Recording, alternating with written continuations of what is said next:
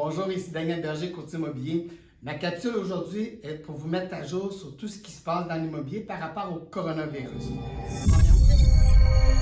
Premièrement, le gouvernement a décrété comme quoi que les visites qui ont un but pour avoir une transaction immobilière ne font pas partie de l'interdiction par le gouvernement des secteurs qui doivent être présentement au ralenti ou tout simplement fermés.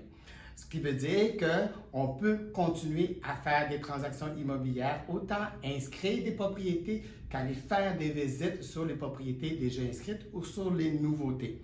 Bien entendu, il faut respecter les normes de sécurité. Alors, on parle évidemment de porter le masque, désinfecter.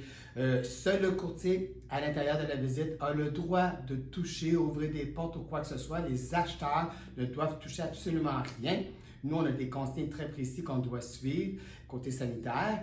Et également, on ne peut pas faire croiser deux visites en même temps, deux acheteurs ou quoi que ce soit. Il faut laisser le temps, assez d'espace pour qu'une visite se termine, que l'autre ne va pas rencontrer ceux qui viennent de se terminer auparavant. On suggère également fortement que le courtier qui inscrit la propriété à vendre ne soit pas présent lors des visites afin que le courtier puisse être présent avec ses acheteurs pour éviter qu'il y ait le moins de monde possible en même temps. On suggère aussi que les enfants ne fassent pas les visites. Encore là, question de sécurité.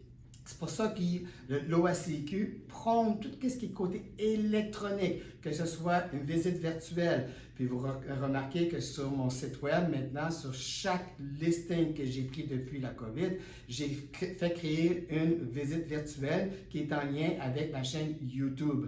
À ce moment-là, les gens ont la possibilité de voir la visite virtuelle qui a été filmée. C'est très proche de la réalité. Ça ne peut pas être plus près que ça. C'est une visite, c'est une vidéo virtuelle qu'on se promène. À ce moment-là, les gens arrivent sur place, sont beaucoup moins déçus et on évite d'avoir des gens qui, en bout de ligne, ne seraient pas intéressés s'ils avaient vu justement cette fameuse vidéo virtuelle.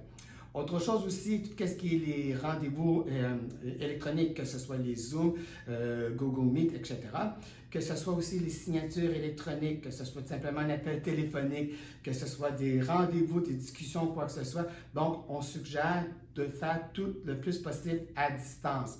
Il y a aussi un certificat, un formulaire qui existe par l'OACQ, c'est de la déclaration relative au coronavirus. Donc, l'acheteur doit remplir ce formulaire-là. Il n'est pas obligatoire, toutefois fortement recommandé pour sécuriser surtout le vendeur. L'acheteur doit remplir le formulaire comme quoi il peut être en contact, il n'arrive pas de l'extérieur, etc.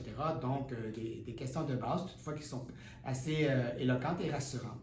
Voilà, ça fait le tour. Donc, si je résume, les transactions immobilières, notre travail de courtier immobilier poursuit son cours à la norme, si je peux dire ainsi. Donc, on inscrit, les transactions se poursuivent, contrairement au premier confinement où est-ce que tout est arrêté.